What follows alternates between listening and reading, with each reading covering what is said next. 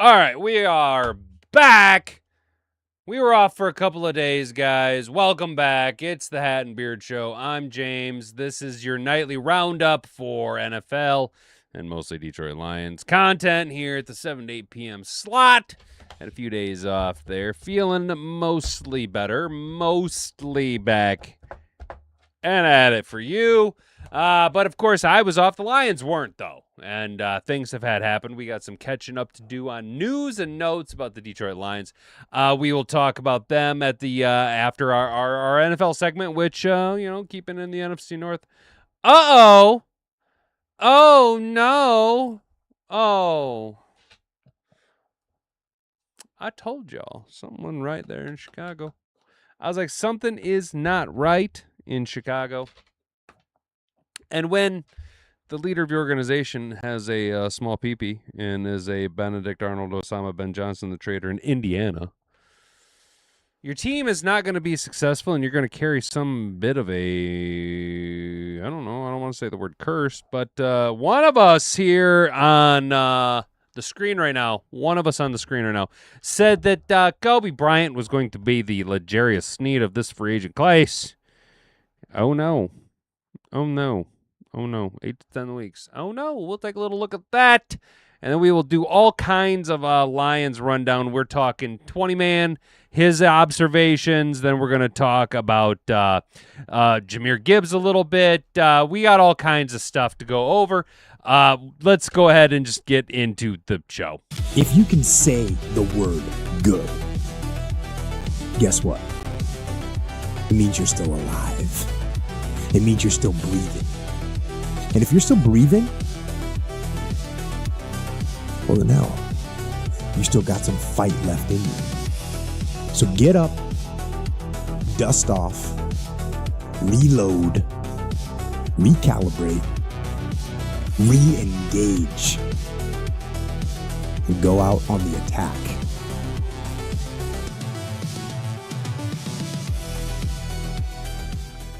Yo, all right, guys, just a quick reminder, there is a poll up in the chat. After week one, who's impressed you more? Miller, Balake Miller, Abney the second, Keith Abney, and I went with a split here because both these guys are kind of a little dinged up there, a little developmental pause button on Jimmy Rolder and Derek Morris. We went with the Molder/Rolder. Molder. Yeah, we went with Molder. Derek James Molder. Yeah, DJ Molder. That's who it is. When you put the two together, you get a DJ Molder. And so far, 8 of you have cast your votes. 50% of you said Balake Miller. We'll talk about that, guy. We'll talk about that. If you want to get into the live chat over here on YouTube, well, you're going to have to do all that things. You're going to have to be a subscriber to the channel, right? Come on, guy. It's about time. It's about time for you to go ahead and toss a subscription on over this way here at YouTube. Costs you nothing, and the return on your investment is infinite. So do that. Hit that notification bell and hit the like button, dude. You don't doing those things makes it easy. The algorithm just sends you your 7 o'clock slop on the dot. Here he is. Bing! Hat and beard. Fresh, like a little keep your hat and beard fresh mobile. Like a hungry man dinner out the microwave. Here I am. Talking about the NFL, though, first, before we talk about the Detroit Lions, we're going to talk about big news, at least for us here. Why not? It's the only thing that seemed worthwhile, if I'm being honest. Bears safety Coby Bryant out 8 to 10 weeks with an injury. Oh, fiddlesticks. Oh, golly. Oh. Look, dude, I'm not trying to be mean, but if there's a guy here who understands a team dealing with injuries, I think it'd be the Chicago Bears safety Coby Bryant will be sidelined for 8 to 10 weeks after injuring his left knee during Monday's practice, sources told ESPN's Adam Schefter. Bryant was injured during one-on-one drills in the first padded practice of training camp and expressed visible frustrations before riding in a cart back into the facility. Bryant hyperextended his knee and sustained a bone bruise. Oh, shit. And a small fracture, but is not expected to need surgery to recover. The sources told Schefter.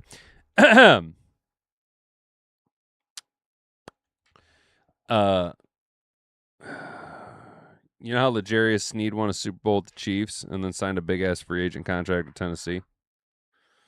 Yeah. Seeing how Coby Bryant won a Super Bowl with the Seattle Sea Chickens and signed a big-ass contract with Chicago. So what you need to pay attention to this line right here is not expected to need surgery to recover. When we get to about week 7 of this injury, week 7 to 9, it's going to be. Sources are telling Adam Schefter that sources close to the situation are telling Adam Schefter that that preliminary discussions, though, indicated not needing surgery, that it might, in fact, need surgery after getting a second and then third opinion. That's what you'll end up finding. He's going to end up, dude, I'm not trying to be that guy. But the golly, man, you've already seen this movie, right? We've already seen this movie. Is he even going to play this year? I know. I could take my shots at Chicago. It's easy when it's not your team. Bryant was Chicago's marquee free agent addition this offseason. After signing a 3-year, $40 million contract, the Bears replaced multiple starters in the secondary, including both of the team's starting safeties from 2025. Which also led the team led them to draft Dylan Thieneman with the 25th pick. Once Bryant left practice, veteran Cam Lewis shifted to safety, and the Bears began 11-on-11 drills in their base defense. Lewis had been filling in at nickel corner for Kyler Gordon. After he had a delay in his recovery from a calf injury that kept him sidelined since the spring. Ooh. You hate to see it. Like Gordon, backup safety Elijah Hicks also began training camp on the PUP list, which leaves the Bears thin at safety. The other 3 safeties on the Bears roster are Gervarius Owens, Skylar Thomas, and Anthony Johnson Jr., and they all have 0 NFL snaps among them. It always sucks to see tight end Colson Loveland set up Bryant's injury. That's part of it. He's tough. He's a dog. He's going to be fine. Well, I don't think so. I don't think, dude, guy. I think the die has already been gassed for this tale to right itself. How do we feel? Chat. How do we feel? What's going on? What Beantown do? Final weekend without football. My bad. I haven't been around on a minute. So I know I got married last Saturday. Dude, Beantown.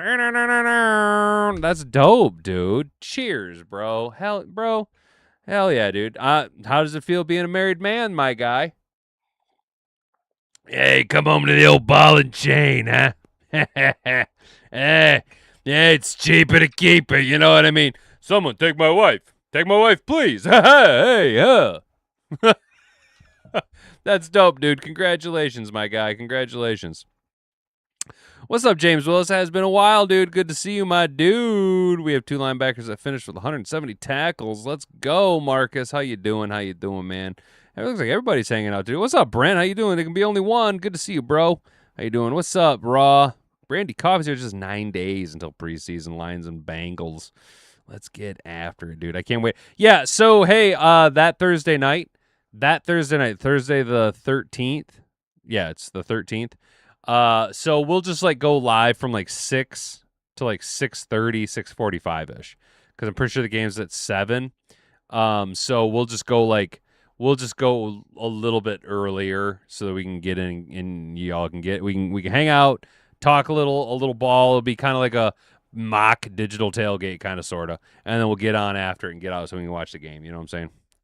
It's great, dude. It was a good weekend. Good, man. I'm glad, dude. I'm glad. I hope it was smooth, dude, and there was no issues, brother. I'm glad you had a good time, dude. I'm glad, dude. Congratulations, bro. That's awesome. We need to get those marriage numbers up here in the U.S., dude. You know what I'm saying?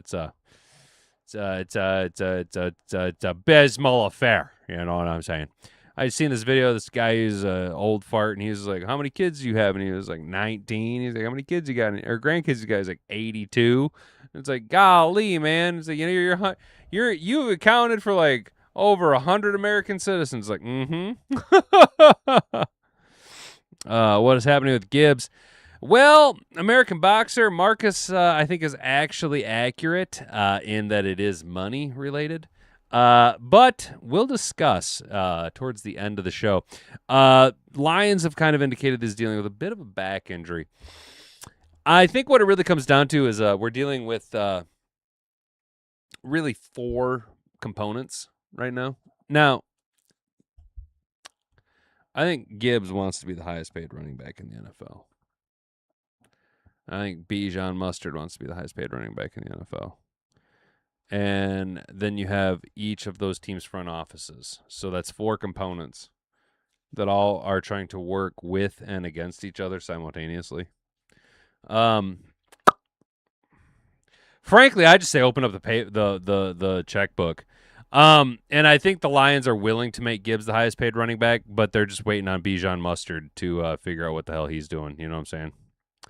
Marriage is the number 1 cause of divorce. That is correct, Rick. You are correct statistically, yes.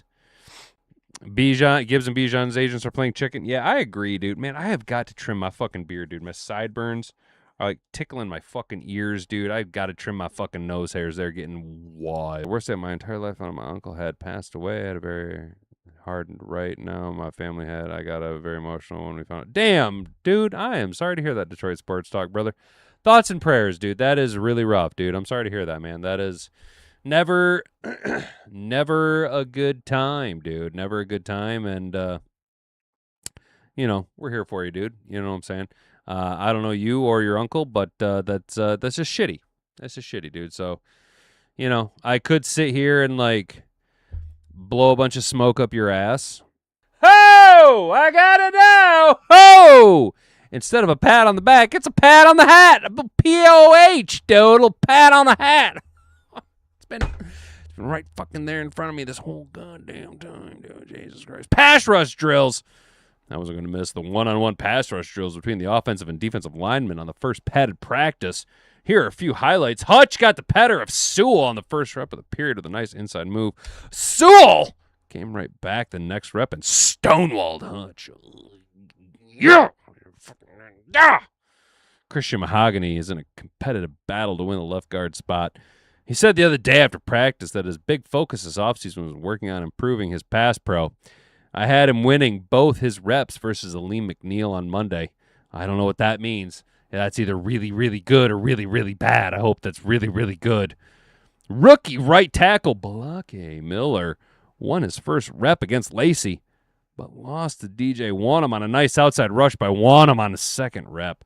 Yeah, but it took him twicey to get past him. Took him twicey on his second rep. See, but lost to DJ Wanham on a nice outside rush by Wanham on his second rep. I think that's the key part there, right? Blake got him on the first time. He got on his second time.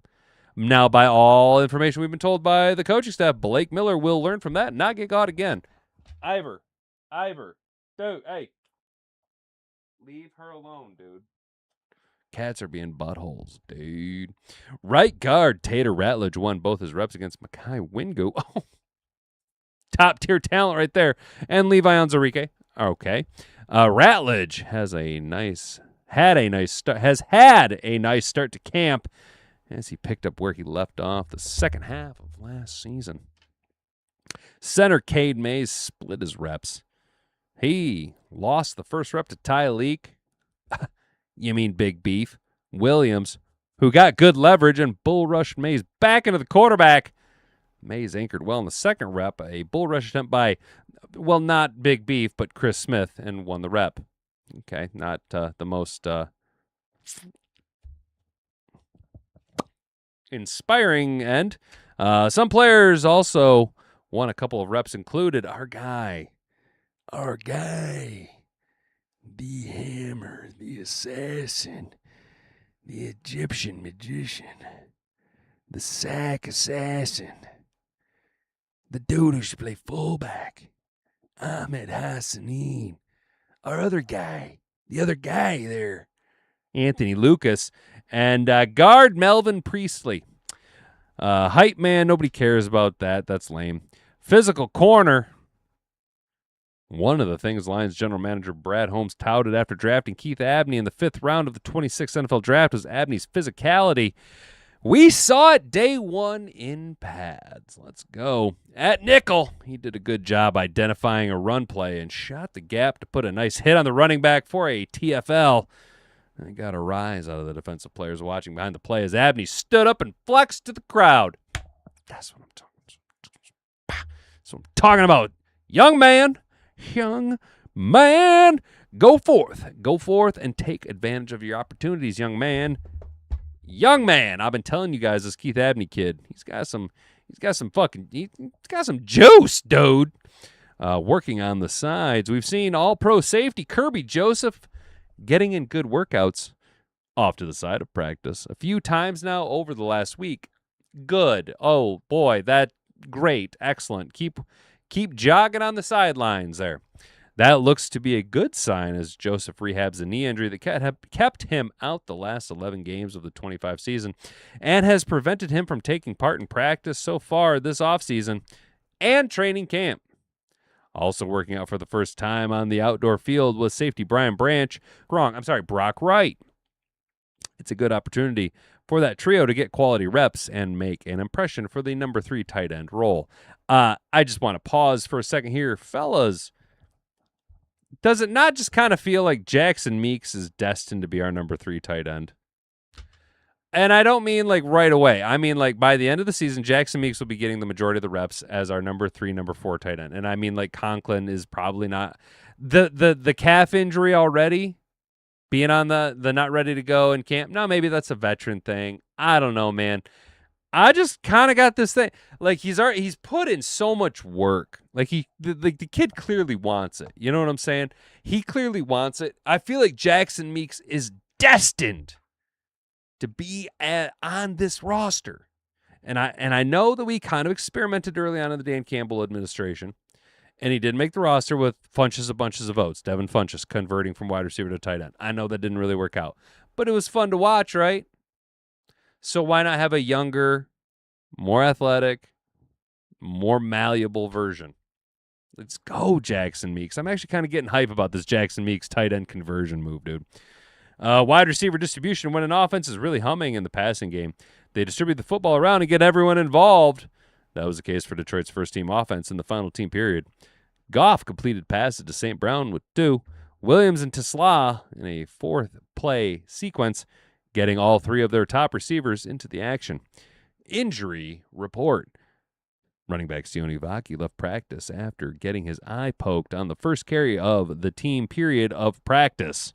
Also leaving Monday's practice due to injury, wide receiver Lawrence Keys with a leg, and Anthony Fursker, well, his leg is Fursking no more. So a little bit of rundown. Not much to really take away from this. My big takeaway is Jackson Meeks. Jackson Meeks. My guy has a big old opportunity in front of him.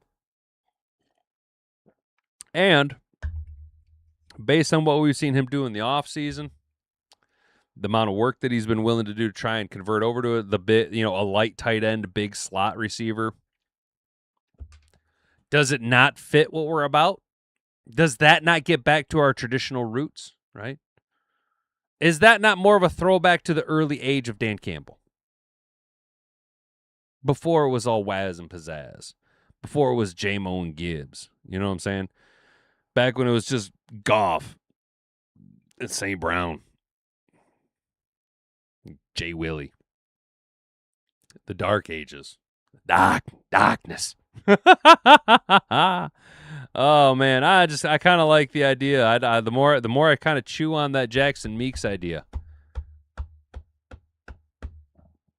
I can get behind it, dude. I get on board with it. How we feel about that, chat? How we feeling, chat? Show is buffering big time. Damn, Brandy, I don't know why. I don't know what's going on with that. My bad. I have no idea. It could be my internet. You know what I'm saying? It could be my old internet-a-roo. Innery Rooski-doo.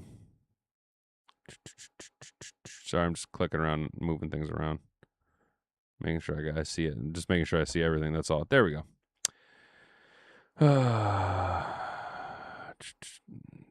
But if it's Blake Miller and Pistachio come out and play at a high level right out the gate, the sky's the limit for our offense yet again. Hell yeah, dude. Damn, it's still choppy. I don't know. I don't know, guys. I don't know. Heard Black, his last name is Spanish, pronounced Millar. Millar. Balake Millar. Nice. Most impressed by Whiteside from what's being reported. Yeah, hey, what's up, Art? How you doing, man? Dude, yeah, Nick Whiteside reports, the words I've seen a lot is all business. He is a man who is determined to make a roster. He is a man on a mission to start the 2026 NFL campaign on an active roster. And again, much like I just said with Jackson Meeks, can we not apply almost that same mentality I talk about all the time, guys? The story. Think about the story. When you get into the thick of it, right? We already have one of the easiest schedules in the NFL on paper.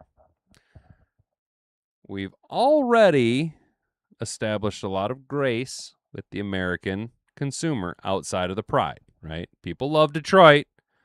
You know, we kind of got a little too big for our britches there, and we got humbled. But a couple primetime game here, couple big crushing wins there. Week 2, you go into Buffalo and kick them right in the dick. You know what I'm saying? You drop a couple of 40 burgers back to back. Next thing you know, oh, yeah, let's talk about the Lions a little bit more, right? You start to get a little bit more media coverage, and then you start looking into the team. You start looking at some of the stories. How can we see, it's all about marketing, dude. How can you market the team? What kind of stories can you interweave? What kind of tales can you wind together about these players? How deep can you get? Because we already know about Amon-Ra, right? We already know about Amon-Ra and all the receivers taken before him, right? That's kind of a dead horse. We already know about Goff in the trade, right? It's old hat, you know? So what news do we have? Well, we got the injury comebacks, top to bottom, right? Pick a guy, any guy. The Penny transition over. The top storyline when our offense starts really kicking off, okay? This year, I'm telling you right now, when our offense starts really kicking off, dude, it'll obviously be Gibbs' contract and how they got that wrapped up.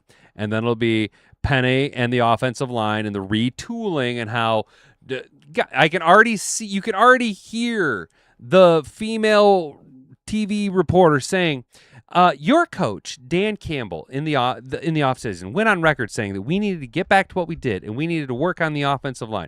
And you can see one of Penny Sewell or Christian Mahogany or Tate Ratledge like doing that, like laughing and like moving forward. Yeah. They did say that. And you know, we brought in some new guys and some new faces, and I think we all really gelled well together. And they're gonna show pictures of all of them hunting, and then like pictures of them at hockey games, like hanging out and stuff. And I think they're like, you know, we've really been able to like blend well together, and like it's helped in the development of young guys, and those young guys have really helped in the development of me, helping me to learn some new things because I moved over to the new position. Or if they talk about Cade Mays coming into a new team, blah blah blah blah blah blah blah. Blake Miller, you know, as a first round rookie, you really look to the veterans to try and teach you on what to do, and like I'm just trying to take in everything and take it as it comes, and it's just a wild ride. I'm just willing to do everything for my team. You know what I'm saying, dude? It's just gonna be, you already know the script. You already know the script that it's gonna be said. So we need to get a little bit deeper. We need to get a little bit deeper in the story. A guy like a Nick Whiteside, dude. Enos Rankstraw, dude. You know what I'm saying? These guys, they're kind of a little bit up and a down, you know. They'll talk about the Hutch injury. They'll talk about McNeil. They'll talk about Big Beef's body transformation. They'll talk about Jack Campbell's contract. You know what I'm saying? I think I pretty much summed up almost exactly the script that you're going to hear about the offensive line thing. Bears are still taking the North. Maybe, probably not though. But best of luck. You know what I'm saying? I'm rooting for Meeks. Position switches determination. Exactly, Jack. That's exactly it, dude. He wants to be on this team, dude. He wants to be on this team. See, all right, so the lag is calmed down. Old Ironside's going to hit you. Hell yeah, he is, Brent. Hell yeah, dude. Let's go, dude. What's up, Jack? Bears will poop their pants this year? Yeah, I think so. I think so. Lions have the number one offense this year. I agree, and a top 5 defense, dude. Defense will be much better this year. Yeah, dude, this is Calvin Shepard's last year. He's gonna have a sick defense, bro. Sick defense. Didn't we drop 52 on it? Hey. Had rubbed some peers the wrong way due to a sharp personality, unfiltered. Yeah, dude, you can see Ben Johnson. I'm telling you, he's Matt Patricia. He's a skinny Matt Patricia, dude. He's skinny Matt Patricia, bro. Let's take a stab at Benedict as the Jags head coach. Hell yeah. Bears got injuries already. Yeah, they do, man. That Coby Bryant injury, dude. That's not a good omen, dude. However, it just goes. Dude, I'm like, and this isn't me talking shit about Chicago. It's just like you guys win free agency like 3 out of the last 5 years. Like, oh yeah, free agent, off-season champs. Ooh. You know what I'm saying? Good for you guys being off-season champs. And you tried to play that game again this year, and DJ Moore was like, fuck you, I'm out. And your center's like, fuck you, I retire. And your linebacker's like, fuck you, I want out. And you spent a bunch of money on a safety, and he's like, I'm L'Jarius Sneed. Oopsie poopsie, I'm hurt. You know what I'm saying, dude? This is what it is. But let's talk about hurt. Let's talk about injuries. Let's talk about some injuries here at the Detroit Lions. Man, we are really kind of getting on the weeds, boys. Lions training camp day 5. Injury news. Optimism for Brian Branch's return. The latest Detroit Lions injury news suggests we may see Brian Branch this training camp after all. Well, you did. Look. You lying sack of shit. Also working out for the team on the outdoor field of safety, Brian Branch. You lie! You lie, Jeremy Rissman, you lie. You're a liar. You're a liar, and your pants are on fire. You lie. Brian Branch has already been seen out on the field in training camp. You lie, and your pants are flames. Your flaming pants. You tell me with your hot pants, huh? While the Lions' injury continues to grow, there's some potentially good news on the horizon. It begins with Brian Branch and Kerby Joseph, who continue to show signs of progress towards returning to the field. But there are also a few players whose injuries may not be as serious as they look. Let's break down day 5. Return to practice, Balake Miller, unknown. Miller didn't miss Sunday's practice, but he was limited to individual drills. Dan Campbell said on Monday that they were being precautious and he would be a full go during Monday's practice. He was taking every visible right tackle first team rep during the first padded practice of camp. While the job seems safely his over veteran Larry Borum, Campbell continued to preach caution until we see everyone in pads. Quote, "We like where Blake is. We feel like he's gotten a little bit better every day, and that's a good thing," Campbell said Monday. Larry's played in this league, but now here we go. Now it's real. So we can talk about how good somebody looks, how much better they get without pads on. Well, now the pads are on, so yeah, anybody's got a shot. So we'll see what it looks like. My gut tells me that Blake's going to continue to grow, but we'll see. That's coach talk for, oh shit, Blake Miller's really, really, really, really good. And we didn't need to sign Larry Borum. Oh shit. Oh, he's really, really, really good. We did it again. We did it again. Brad, we did it again, Brad. We did it again, Brad. We did it again. Hey, Brad, who did you listen to? I listened to this guy named Hattenbeard. He said that the Lions, us, are going to take Blake Miller at the number 17 spot. And I was like, fuck it. Let's do that. Let's go, dude. Not practicing Gibbs? Well, we know why. Kistelman with a leg. Giovanni Manu.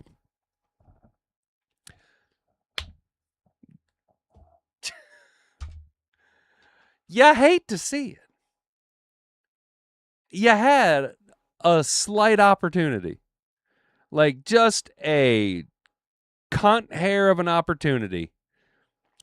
And it just wasn't ever meant to have happen for you, bud. Honestly, and I am not saying this to talk shit. Okay. This isn't me like poking at the Giovanni Manu situation. All right. I actually kind of thought he was a pretty fucking sick prospect when we drafted him, right? I got it. When we drafted him, I got the understanding.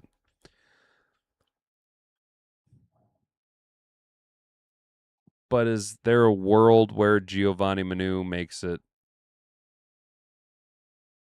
on the Lions roster? I mean, do we just injury settlement him away? What's the point? He's going to miss 12 to 14 weeks. He got hurt in the offseason. That sucks. I'm not talking shit. But thins out that overcrowded room a little bit there. You know what I'm saying? Benedict Micro Johnson. Hell yeah. Lions had a better offense than the Bears. Yes, they did. The only thing Benedict doesn't do is chew pencils like Matt Patricia did. It's true. Do you think Benedict and the pencil chewer are related? Probably. Oh no, did Tyrion hurt Gio already? Did Gio start to run his mouth off again? Caleb Williams will be the first openly. Oh yes, well, we all know that Giggly Jiggly Williams and Benedict Arnold Osama Ben Johnson are secretly, a little white in the loafers for one another. You know what I'm saying? A little bit of a confined bachelor situation over there. You know what I mean? A little bit fagula. They kind of they like to play hide the sausage with one another there. Derek Moore, his dick hurts. That sucks. Peyton Turner, after all that hype that I gave you, and after all that hype Grant Stewart gave you, you're going to be hurt during training camp. And Jimmy Rolder, he's got a hurt leg. All I'm saying is that these two guys missing any time, I'm not giving up on Derek Moore. I realize he's a second-round pick, okay? But what I am saying is that this is making it hard for you to earn reps. This is making it easier for guys who we've already read their names aloud, made a couple splashes here, splashes there. Ahmed Hassanin. Makes it a little bit easier. You know what I'm saying? That's all I'm saying. Kisselman is expected to miss significant time, while Moore's timetable is more optimistic with a minor strain that should sideline him for 7 to 10 days. Not good. Still no sign of Peyton Turner, who only lasted a day in training camp before a back injury. It's worth noting at the time Campbell did not believe was serious. He's got a stiff back. That's what we think, but don't think that it'll be anything serious. Out but working with trainers was Ben Barch with an undisclosed Conklin, Kerby Joseph, and Brian Branch, the aforementioned PUP list players. Conklin continues to put in serious work with trainers and appears to be one of the players closer to returning from injury. Barch missed a second straight day of practice with an undisclosed injury. Well, we know that he was missing a foot early on in the offseason. I don't know if he ever found it, but it'd be kind of a crucial component to have. The significant news here comes from Brian Branch getting his first on-field workout during training camp. It was just a relatively short session with the trainer, about 15 to 20 minutes, but he was moving at a good speed and doing some change of direction drills. Holy shit. Let's go. Remember that early in camp, Campbell broke the news that Branch could return to practice as soon as the end of training camp. Please don't push it. Branch is doing well. His will be obviously PUP. There's no setbacks. Take it as it comes. We'll see. I'm sure late training camp, maybe early September, he can start practicing, but we'll see. If he returns to practice and avoids the regular PUP, it would mean he would not have to sit the first 4 games of the season. Although it still seems unlikely he'll be ready for week 1. Take the PUP, 4-week PUP. Please. Brian Branch. Oh my God. Do not RG3 your fucking Achilles. Oh my God. Do not rush it. Why? Why would you rush it back, dude? Joseph's trainer worked last significantly longer than Branch's, and he continues to work up a good sweat Good.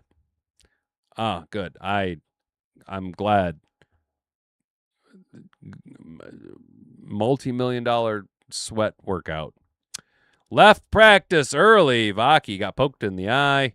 Anthony Fursker has a bum leg, and Lawrence Keys also has a bum leg. Not going to read too much about them because we don't really care about those bottom roster players right now. We'll figure it out as it comes and goes. You know what they're saying? Let's read about Jahmyr Gibbs, huh? If you guys haven't already, comment, subscribe, share around with all your friends, and turn on notification bell. That way we can go ding ding every time we're alive talking Lions football. I don't know what the fuck's going on anymore, guys. Nice, dude. Man, you guys are really ripping into the Bears today, huh? I'm here for it. I don't care. Keep commenting, dude. The more you comment, the more this shit gets around. 17 votes up in the poll already after week 1. Who's impressed you more? Holy cow, you guys are Now, I'd vote Miller, okay? I'd vote Miller, right? But that's only because by all the metrics that I needed to have him hit, he's already hit those. The fact that he's like essentially walking away with the start, like he came in, he did everything that was asked of him. He does what he's told. You don't hear about shit. Not getting lippy, right? The coaches talk about, he's not getting lippy. Sound like an old man. He's not getting lippy. I ain't getting no lip, boy. The coaches talk about how he's very coachable, right? You don't have to tell him anything twice. I was like, hey, if he starts by week 1, don't be surprised. But I would be more surprised if he did start. Well, I'm tilting into this fucking direction of, oh my God, I'm going to be surprised. If he's for real walking away with it like the way he's walking away with it, either that means that Larry Borum is absolute ass, which is probably not the case, or we were right about our predictions of Blake Miller so far. We were absolutely right on everything that we have predicted about Blake Miller so far. And all we have to do is just sit and watch and wait for Blake Miller to evolve into a Blakeosaurus. You know what I'm saying? And just be absolutely wrecking cats out there, ragdolling dudes. We just drafted another Penne. Hey! Let's go. And you guys clearly agree with 65% of the vote. Abney getting 24%. And more Rolder getting a little 12% there. That's fair. I do think Rolder, honestly, getting kind of plugged in at that number 2 Mike Backer spot was kind of a nice little tip of the hat to where he's at, you know.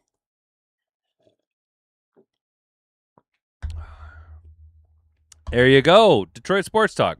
It was Pride of practice today. All you see, every team have fights. Well, the Lions aren't. It's all business. That's what me and Micro Mike talked about. Lions Talk, WeChat Lions. I can never remember his channel name off the top of my head, right off the rip. We talked about that during the offseason about how everything is already different. I've been saying that, like, the way that Amon-Ra talked at the draft process, the way the coaches have been speaking, the way even the new coordinators have been conducting themselves, the way that they've been talking, the business attitude, the body language amongst the players whenever they're on camera being interviewed. We're already plugged into week 6 of the regular season. We are a ready to rock and roll team. It's not if, it's how we're going to beat you. We're already weeks ahead of everybody else, in my opinion. Like you say, everybody else is out here letting their emotions get the better of them. Dings, scratches, pops, whistles, you know. Every team gets going to get a little hurt there, though. But hey, we out here just, like, putting work in overtime, dude. You know what I'm saying? Can't equal Lions. Amon-Ra. No shit. Claims 1 Bears wide receiver. Surprisingly claims 1 Bears. Well, Ben Johnson doesn't know what he's talking about. Borum got smoked by Moore in practice twice. No shit, Jack. Damn, that's...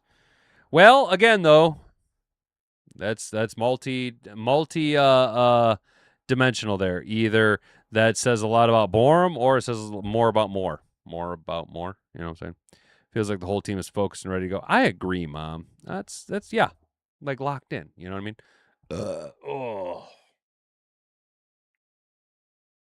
Woo! Every time I burp, dude, it's the guts, dude. Like, didn't have the cyclosporasis thing, okay? That's not what was going on. Dummy over here, Tuesday, so it all went bad Tuesday. It all went bad Tuesday, guys. Tuesday, I inadvertently, for whatever reason, woke up and took Tuesday and Wednesday's pills. Okay. Now I take a lot of stuff, right? Like a lot of stuff and supplements. But one of the things that's in there is, want to leave all day strong, all day long, an NSAID. So, I inadvertently took 2 leaves. Okay, no problem. Yeah, except for then I also took 800 milligrams of ibuprofen like a fucking idiot for whatever reason because my back hurt and I don't know why I did that, but I did. And then I proceeded to put 2 scoops of protein powder in my protein shake and then 2 days worth of collagen peptides in my fucking protein shake, and then drank that and then ate a insanely high fiber diet for whatever fucking reason Tuesday and Monday. But Monday and Tuesday I was just packing. We had baked beans, dude, baked beans and other we already eat a pretty high fiber diet. So, ya boy basically nuked his entire digestive system. And Wednesday, you guys, we kind of ran the show a little short because my guts were fucking killing me. Thursday, was very unpleasant, dude. Very, very unpleasant. I won't get into the details, but it was very unpleasant. I was waddling around. It was terrible. Friday, people at work were like, if you're not feeling better, will you go to the hospital tomorrow, please? And I was like, yeah, I was like, I just need to fucking sleep this off, right? Saturday was feeling a little bit better. Sunday was a little bit better. Today, took off work because I woke up this morning. I was like, I'm ready to go. Went to the bathroom and then felt this like Sunday night I had actual food. That was like the first time I like actually ate, and I had some chicken and mashed potatoes, right? No gravy, no butter, none of that stuff, just some mashed potatoes and some chicken, right? Because I was like, I'm good, you know what I mean? All I'd had is like water and applesauce and like crackers, you know what I'm saying? I was like, whatever's wrong with my digestive system, something is fucked, you know what I mean? We just need to like reset this son of a bitch. And then this morning, oh my God, I was like, it felt like, so like on Thursday, I was sitting on the can and like, I farted and it felt really good. And then I heard like from like here to like here, it sounded like someone was doing like a burnout, like it was like burning out their like tires all the way across. It was one of the weirdest sensations of my fucking life, dude. It blew my mind. Like I was like, what the fuck? Like I wish someone was in there to like, did you hear that? You know what I'm saying? But that exact same line, which is so your intestine kind of comes up and goes around here into your colon and then like goes down into your series of colons, you know what I'm saying, or whatever. Like right across here. That exact same line. This morning, I was like literally just like do, and then it felt like someone took I don't know, like a really rusty trowel and just like tried to like drag it, like it was like trying to cut from inside of me out. You know what I'm saying? Like, dude, I was like laying on the fucking ground, dude.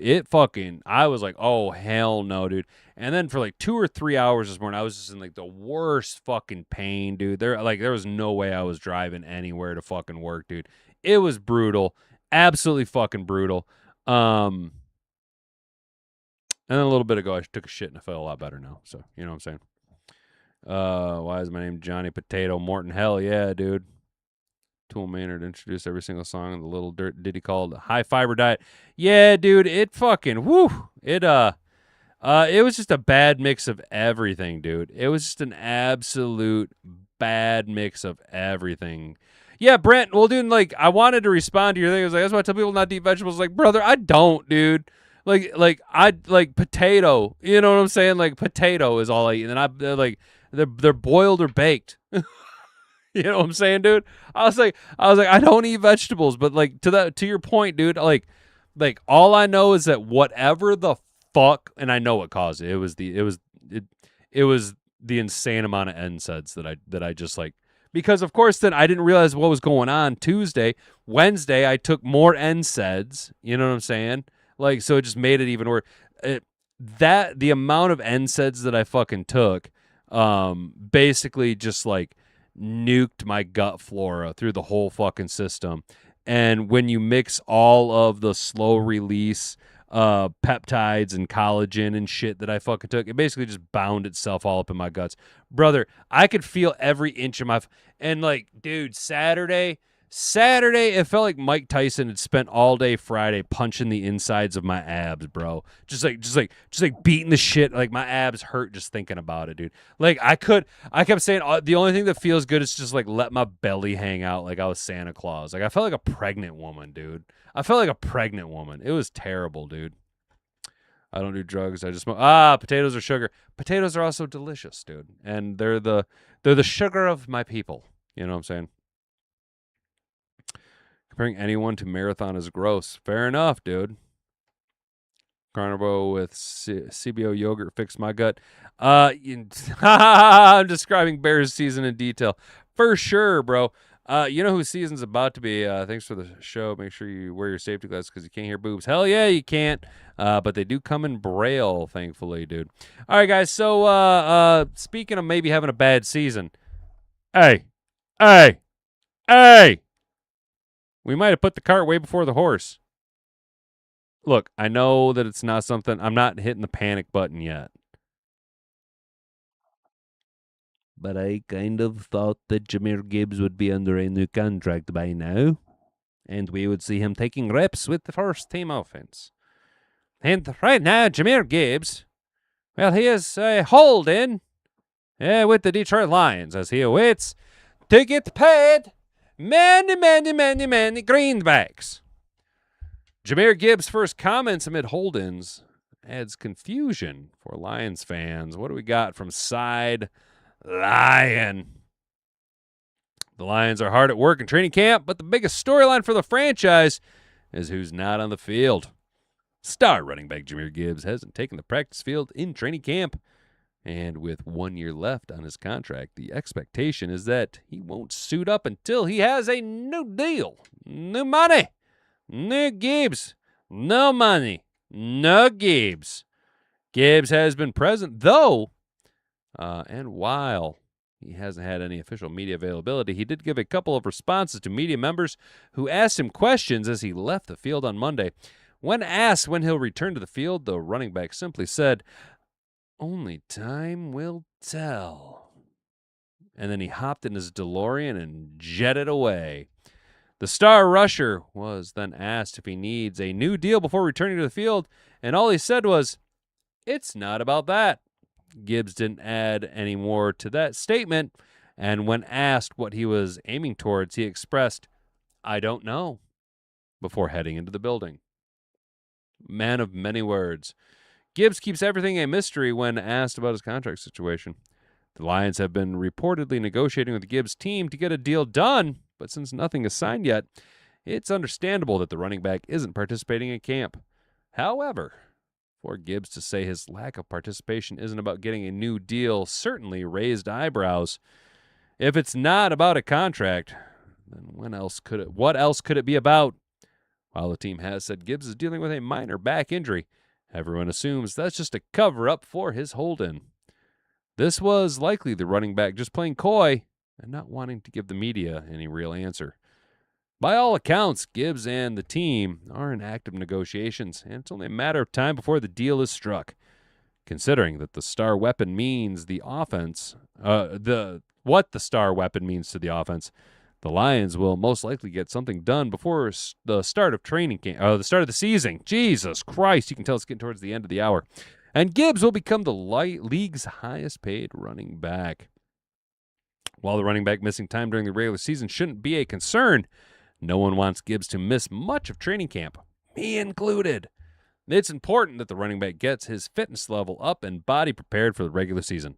The last thing anyone wants is for Gibbs to go through a ramp-up process during the season or for him to sustain an injury because he isn't in the best shape. Getting a deal done as soon as possible and getting the running back on the field can help prevent that. Yes.